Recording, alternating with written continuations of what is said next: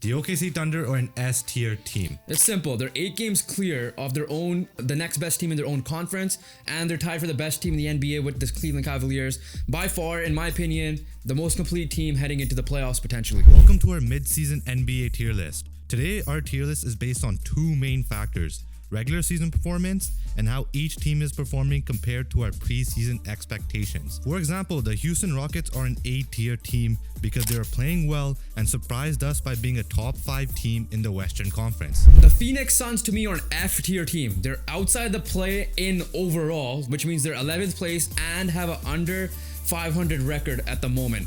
For a team that made big moves last year and we thought they were better this year, complete failure. They're a useless franchise.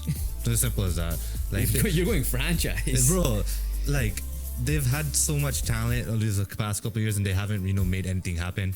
Obviously, useless franchise. Outside of the one finals run. Yeah, it is harsh, don't get me wrong, but they don't deserve any grace. That's all I'm gonna say.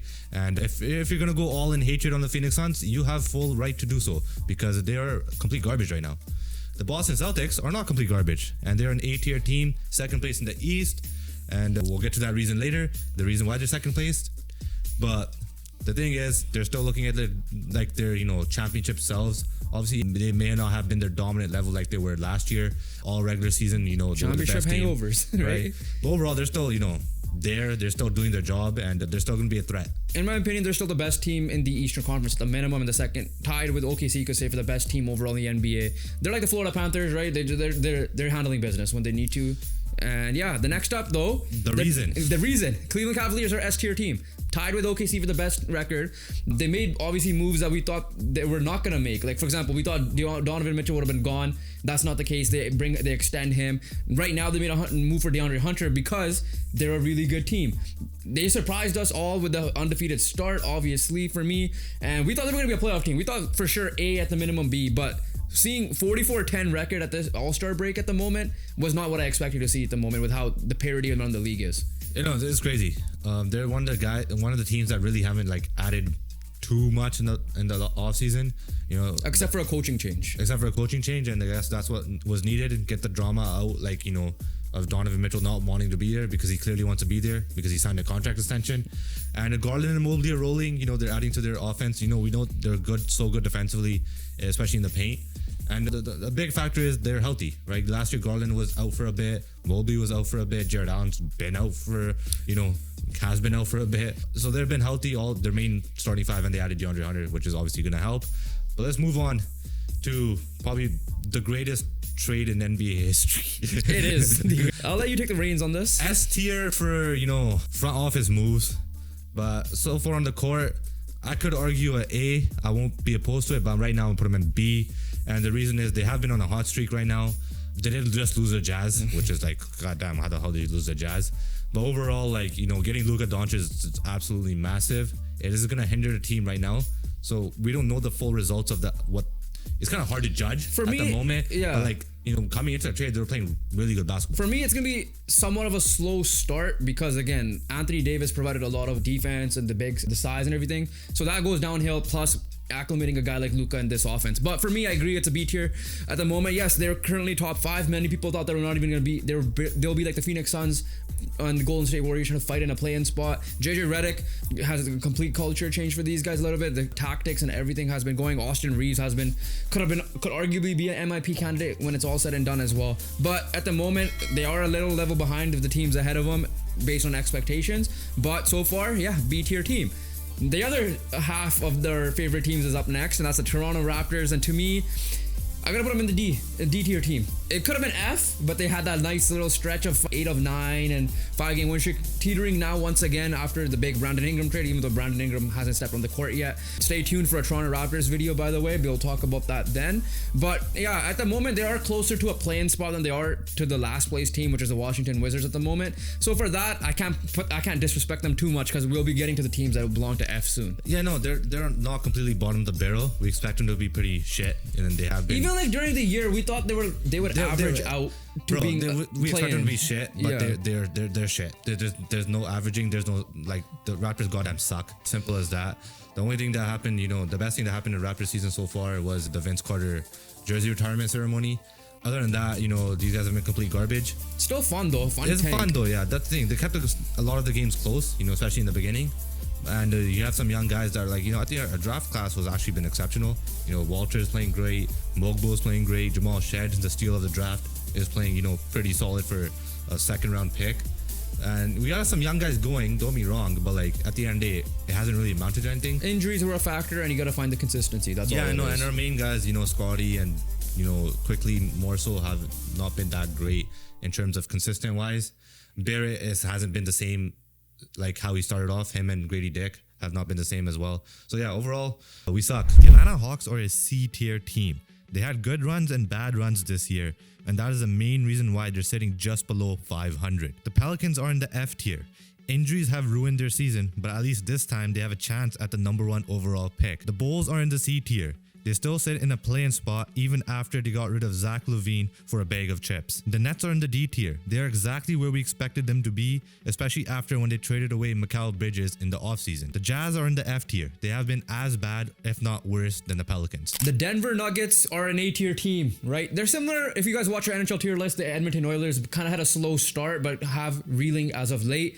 Currently, should be finishing second in my opinion when it's all said and done. But once again, Jokic is playing like he should be the MVP once again, which is what, 4 total? Will be his 4 if he gets it. So it'll be next level insane if he does get that, because it's been a while. I think it's since LeBron, I guess. We had 4-time MVP. But yeah, they've just been handling business now as of late. Yeah, no, they've been good. Jokic is doing his thing. Murray's kind of, coming back to his own, coming off a 55 point performance. Took back the Canadian record. Yeah, just like that from Shea. So yeah, no, they have been playing better, and I agree with that, and I agree with the A-tier team. Detroit Pistons. Never thought I would say this. Ever. I would have let you talk as you were. Never ever thought I would say the Detroit Pistons were an S-tier team. I had to see it to believe it, right? All this talk about Detroit's going to jump up this year. Detroit's going to jump up this year. They didn't do it last year. They obviously went on the greatest losing streak of all time. And coming into this year, F-tier team. I think they already.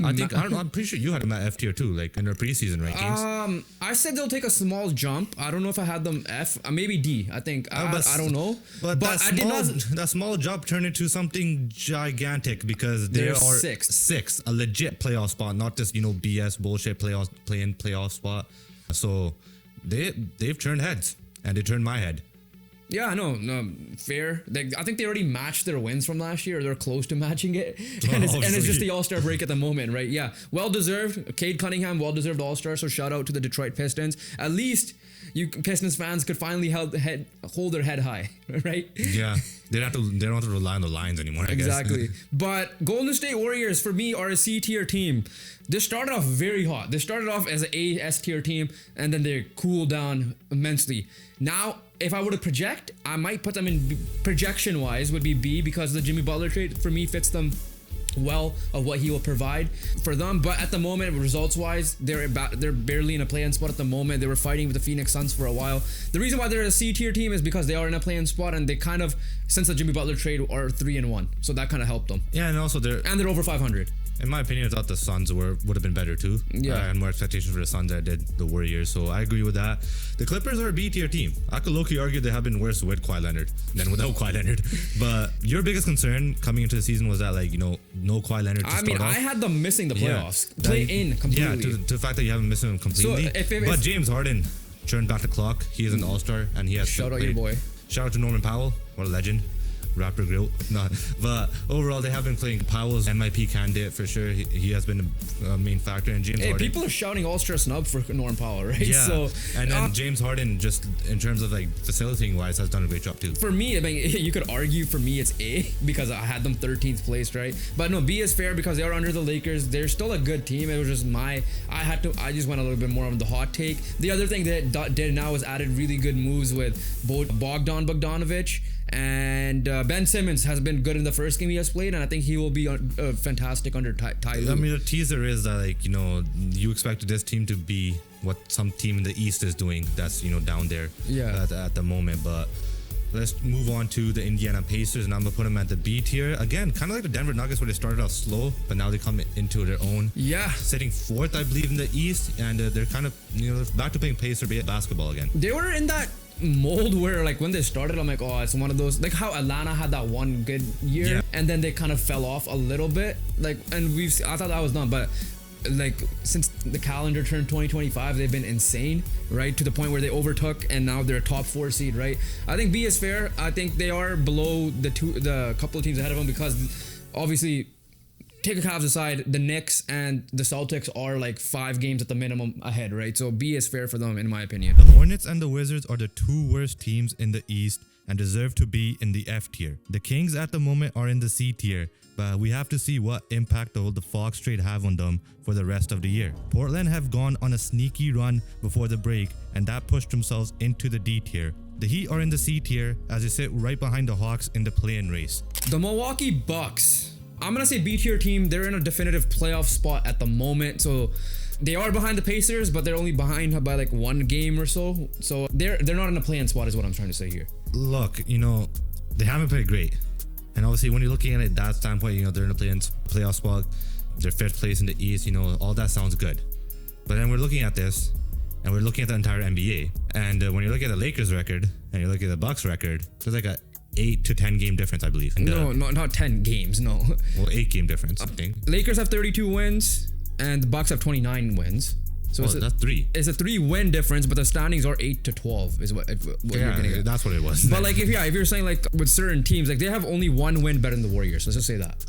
Okay, yeah, that's not good. Because the Warriors are 16th, but they have 28 I'll wins. move them down to C. Because the expectations are also like we were looking at the entire NBA, the entire scope of the NBA, and the reason why, 1, the Pacers are ahead of them, and 2, the Pacers are, the Bucks have more expectations. Yeah. So that's why the Pacers are a tier ahead in my books. I think C is fair because they have not been that great. I mean, I won't argue it because, like you said, they haven't looked amazing as well. I mean, I guess, can I say one thing that might get them to B? They're the Emirates NBA Cup champions. Okay, is that a factor or no? That's what you got to decide. I'm gonna let you be the deciding factor. Because at the end of the day, they have hardware. It's still tough to win hardware in this league. That is true. So for that, I might say, all this like play-ins and like NBA cups kind of make it hard. I guess for that reason, you might have to put them in B. I personally find the NBA tier list so hard to make. I would say B. I'll give it to you. Okay. All right. They won something. They won. Yeah. It may be useless, but they won. Okay, next up is the Memphis Grizzlies. They're an A-tier team, similar to the Houston Rockets. Young team, their young guys are kind of getting into not vet status, but like aging well. The injuries caused them issues last year. This year, they addressed their center spot by drafting Canadian Zach Edey. They're looking like Ja, like right now, like as good as Ja has been, he has been slightly injured once again this year. Jaren Jackson Jr. is looking like he's the best player on the team right now, which is still good because Jaren Jackson himself was a top 4 pick. But overall, this Memphis team is just one of those grit grind new version of them with a fun flair factor to them. Yeah, I 100% agree with you. They have been great, and they're proving why the injuries, was the main factor, and obviously Ja's suspension was the main factor in last year of why they haven't been good. And speaking of a team that's actually have been good for the last couple of years, and they just remain good, the Knicks are in the A tier. They're still doing their thing. Karl-Anthony Towns looks like a rejuvenated man in New York. Brunson's still Brunson. Josh Hart, Mikal Bridges, all these moves, they made big moves, right? And they have paid off, some slightly slow start, but picked it up very quick. They're not the Phoenix Suns out here making big moves and, not doing anything with them. Yeah. The New York Knicks are actually doing something with them. The Timberwolves are in the C tier. They had a slow start but are now within 5 games of 3rd place. The Magic are also in the C tier. Injuries held them back this year, but they are still in the race for a top 6 seed as long as they stay healthy. The Spurs have took a step forward this year, but are still in the D tier. The 76ers drop them straight to trash. F. 20-34 record outside the play-in completely, and the play-in spot consists of the Chicago Bulls, who hold the 10th seed at 22-33. But the reason why they're an F tier team for me, 1, I actually had them as NBA champs. I don't know why I did that, but I'll give you my reasoning was simple. They added a guy like Paul George, who should be motivated because he wanted to get paid. Tyrese Maxey, I thought would have taken another step, and he's been their kind of consistent player. And then it would give less pressure to Joel Embiid. Joel Embiid has barely been on the court this year. Paul George looks like he's just rather do a podcast more than actually play basketball properly, and has not been great. And Tyrese Maxey has to deal with some stuff. So if I have the Phoenix Suns in there and their record is at least close to 500, these guys are fighting to get in. Do I think they ultimately will get into a play-in spot? Yes, but as of right now, they've been atrocious. Here's the thing, girl. Like, beginning of the year, you had the Clippers and 76ers essentially flipped. Yeah. Not in terms of, I I mean, I had the Sixers as my champs. Yeah. And I know you're laughing at that. And I don't know why in the right mind you would ever think and trust Joel Embiid in a playoff situation. Health-wise. I never ever would ever do Yeah. that. Yeah, Game 7 against Boston, a couple of years ago. The Clippers, and this is what I was referring to earlier in the video, like how you have the Clippers and 76ers flipped, them at the 13th seed. Now these are like the, outside looking and missing the playing spot. They have been absolutely bad. Another thing, I'm gonna refer back to the Clippers again. I guess they made a great decision letting Paul George go. Yeah. Right? Because he hasn't looked great at all. But let's move on to our last team, and probably the F tier in terms of the worst trade in their part in the NBA history, not in franchise history. But in terms of play and like where they are in the standings, I still have to give them C, so I can't even put them in the F. But as much as they pissed me off this year, the Dallas Mavericks still, are a solid team and they're still, getting some big wins. Kyrie Irving's still playing great ball. All-star. He's an all-star now. It is unfortunate that Anthony Davis already got injured, so that also makes a reason why we're making that trade in the first place.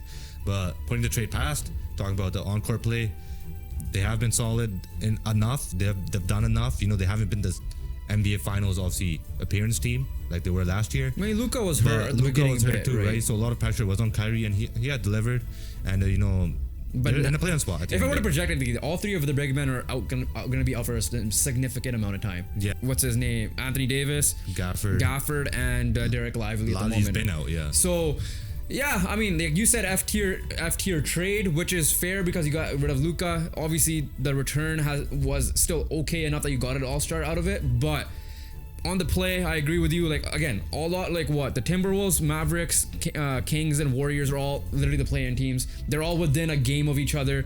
Some of them are even within a game of the Lakers and Clippers. Like, that's how hard, to your point earlier, ranking this is when we're talking about the Bucks. You got the play-in factor. You got two different conferences and their expectations of how their standings are. And on top of that, you have the NBA Cup and, like, how the parity in the NBA is what I love of how things could switch up. Like, by the time we release this, it's during the All-Star break. In the span of a week, the standings could be flipped. That right? is true, man. Like, to a certain degree, right? That's why I hate talking about the NBA. Yeah, because I never know what the hell's going on. It's unpredictable. Let's just say that. But overall, I'm fine with the list. Are you? Yeah, I'm fine with it. I agree with it. Yeah, comment down below what you guys think. Do you guys agree with this list? What movement would you guys do on this tier list down below? Make sure you guys check out our NFL and NHL tier list. That'll be popping up on the screen at the moment. We dropped those as well. Make sure you guys hit the subscribe button. Thank you once again for 1,000 subscribers. Follow our socials, link down below. And we'll catch you guys on the next one. Peace.